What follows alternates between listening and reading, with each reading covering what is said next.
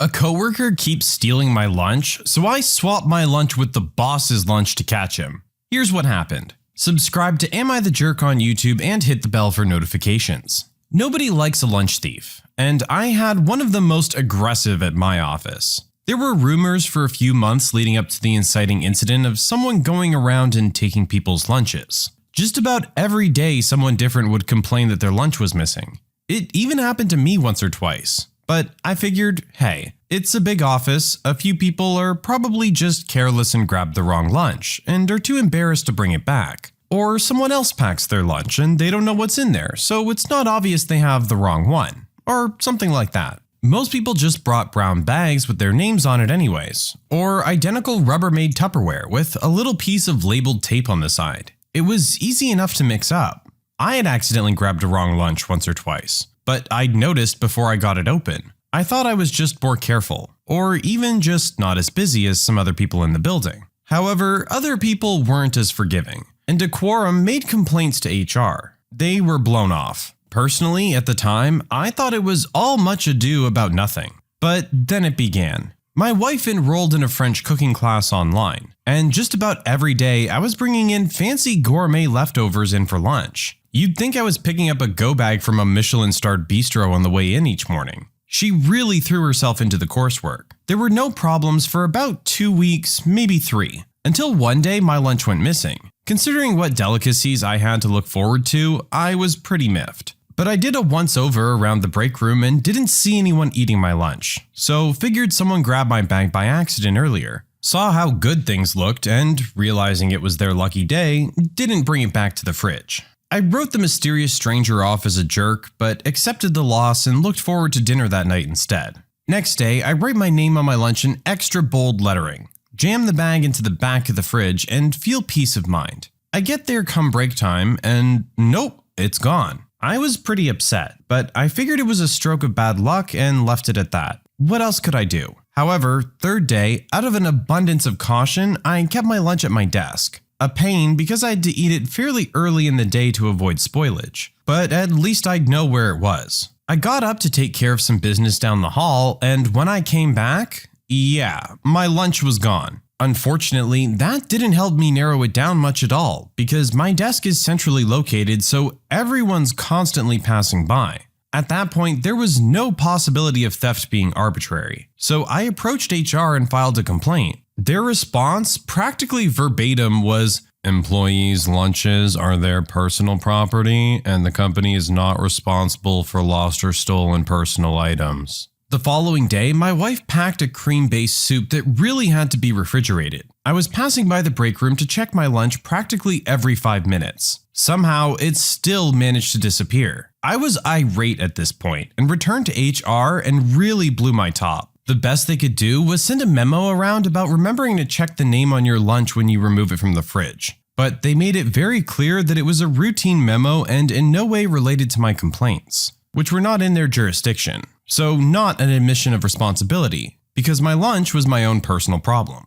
The only suitable alternative to packing a lunch available in the building are these wretched shrink-wrapped ham and cheese sandwiches from a vending machine. They've been marinating in the heat for God knows how long, and the bread is as stale as corkboard and the meat is rancid and there's gluey mayo smushed into the center. It's a relic of the old office tenants, I'm pretty sure. I vented daily to my wife, but her only idea was to start bringing a regular sandwich and apple again to dissuade the thief and get him to move on to other lunches. So, determined to prevent this low-life scum from downgrading the quality of my lunch, I hatched an elaborate plan. Then the pandemic hit and I forgot all about this whole saga. I worked remotely for months and months. Then, when we returned, and after all that had happened globally, this was the last thing on my mind. But I got to the break room the first day back, frustrated from having to wear a button-up and tie after months of working in pajamas, sore from my desk chair, and exhausted from small talk, only to find my lunch was gone.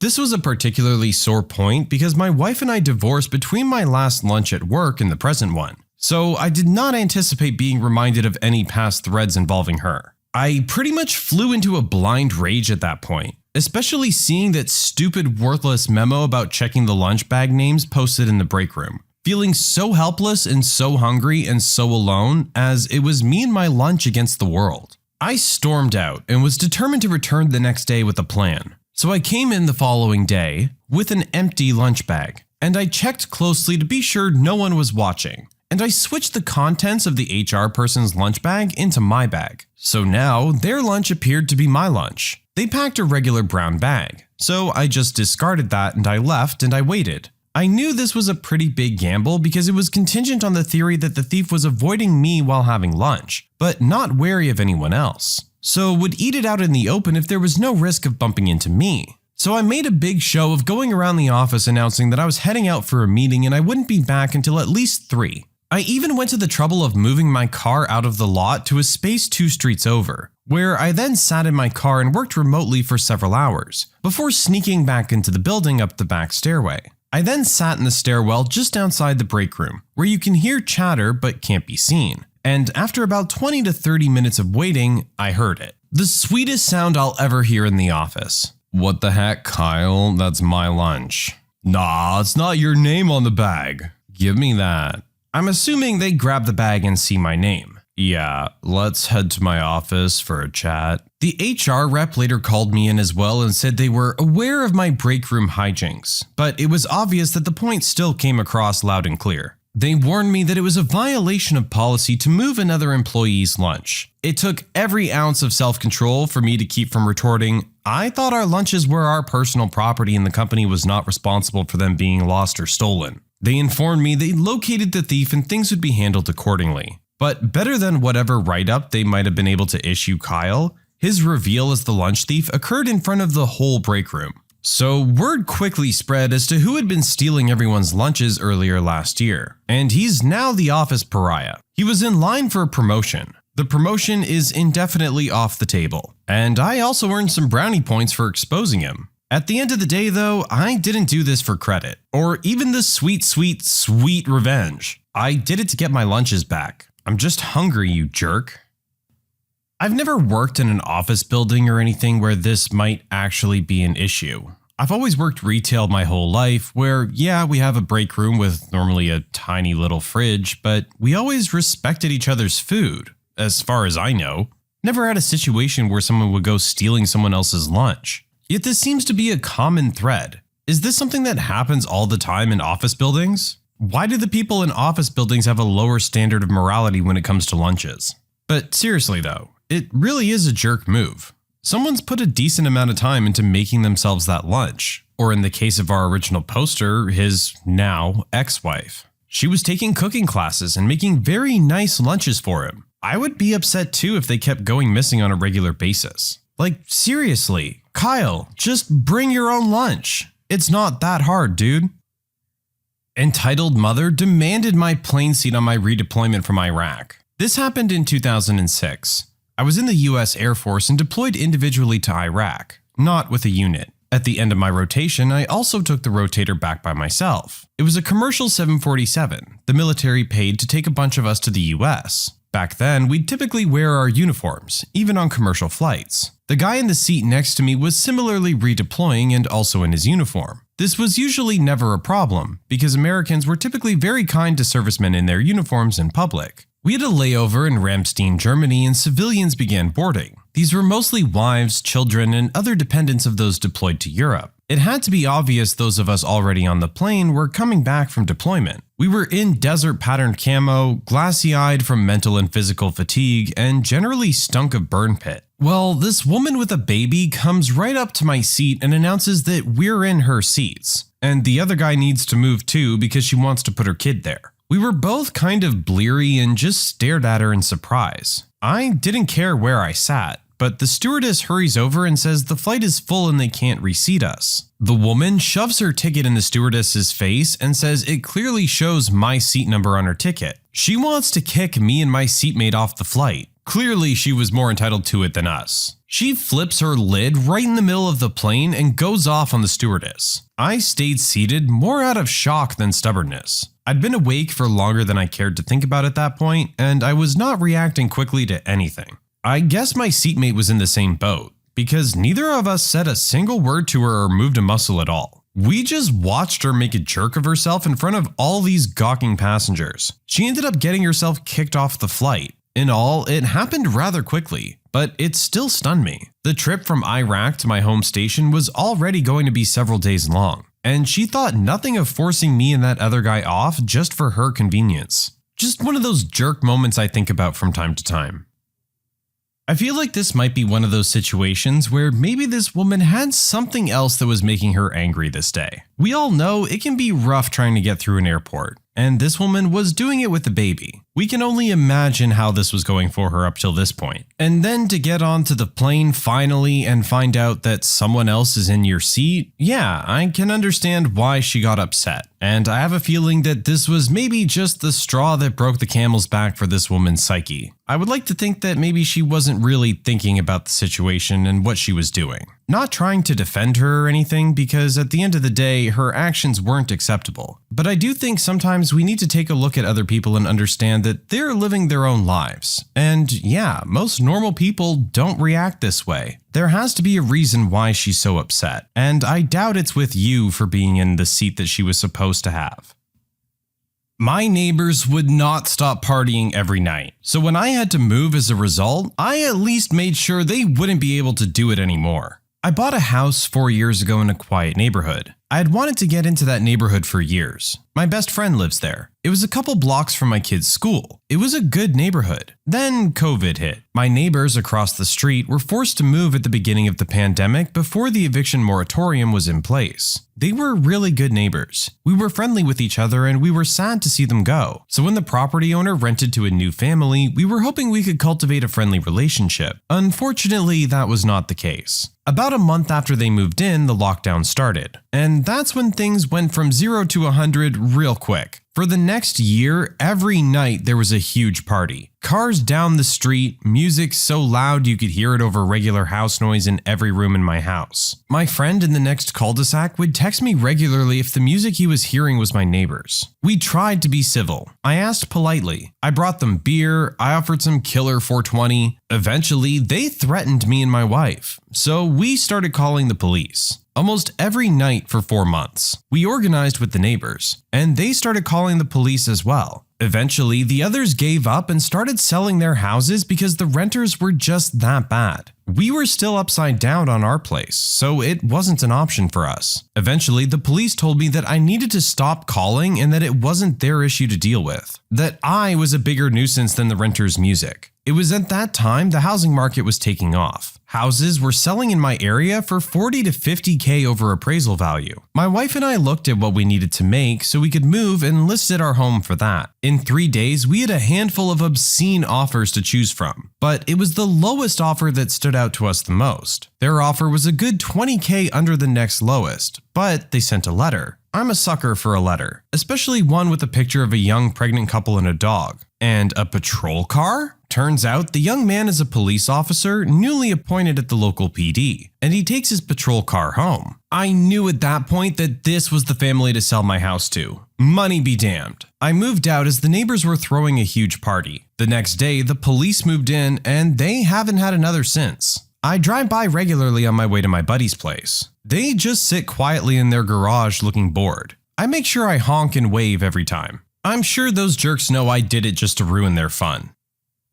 Yeah, and I can't say I blame you either. I'm really surprised there was nothing the police could do in this instance. I would think maybe they would call the owner of the property and say, hey, your tenants are terrible and they're making everyone's lives miserable, you need to get rid of them. Or at least take them in for something, because they've been warned how many times at this point? He's calling every night to complain about this. Meaning I would hope they've at least been to the house a few times to try and get them to quiet down. Also, they're having massive parties during lockdown. Is that not a problem as well? I really don't understand how nothing was done about this, and everyone who lived around them had to move out as a result. Someone was not doing their job.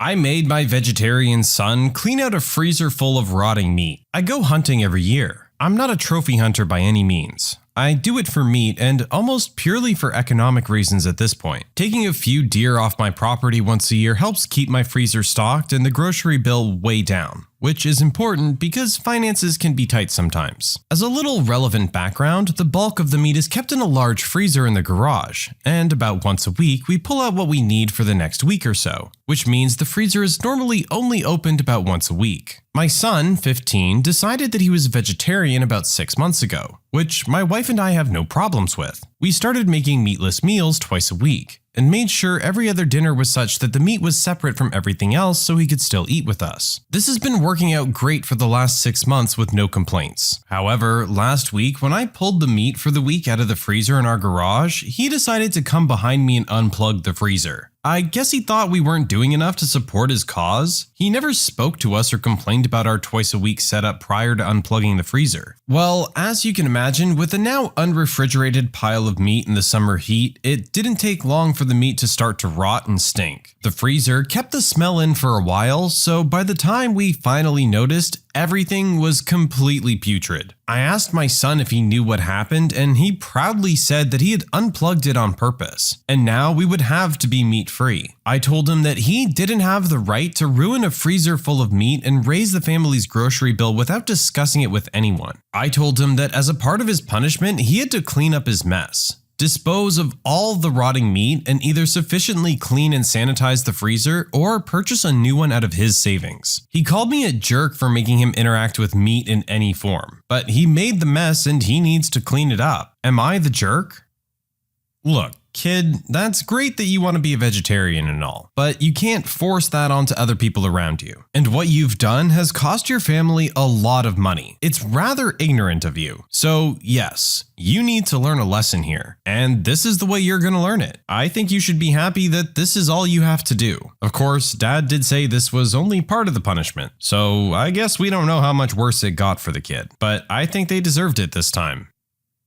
My parents refused to call my kids by their names, so I had to put my foot down. My wife and I welcomed twins in November. We struggled to have children for a long time, 9 years, and had our twins via IVF. It was a long battle to have our babies, and when we chose their names, it was something we not only took seriously, but poured a lot of love into, because we knew they would be the only children we would name. We chose the names Ezra and Esme for the twins. Their middle names are more uncommon, so we won't share. But what I will say is part of what went into the choice for these names was the length. Growing up, I had a long last name, 10 letters, and my parents gave me a very formal and lengthy first and middle names, Frederick Lawrence. And I always found my name very stuffy and old-fashioned. I go by a nickname derived from my middle name now. I also took my wife's much simpler last name when we married. So we announced the name of our twins when they were a day old, and when we announced the names, we were aware my parents might not be in love with them, but I stupidly believed the twins being born would be enough of a deterrent for a negative comment.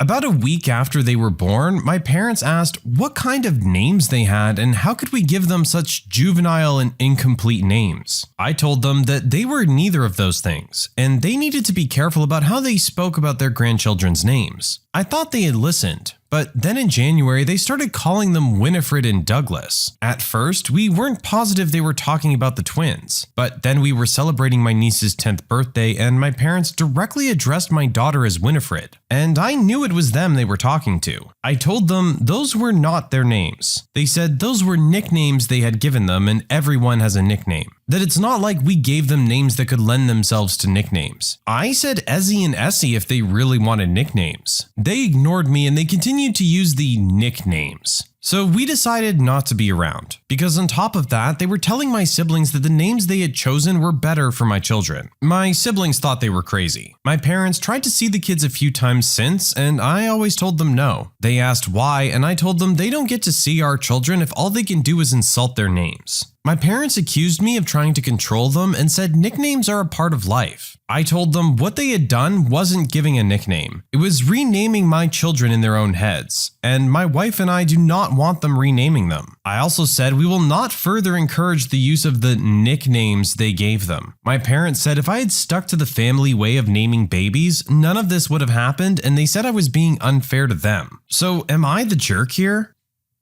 Absolutely not the jerk on this one. I can't believe what your parents are trying to pull here. They're literally playing mind games with your kids, and then turning around and saying you're trying to control them. Your parents sound very old-fashioned and maybe a little bit delusional. They need to understand that these are your children. You named them this, and they need to deal with that. The family way of naming children doesn't have to be your way too. And the names they chose are god-awful, by the way.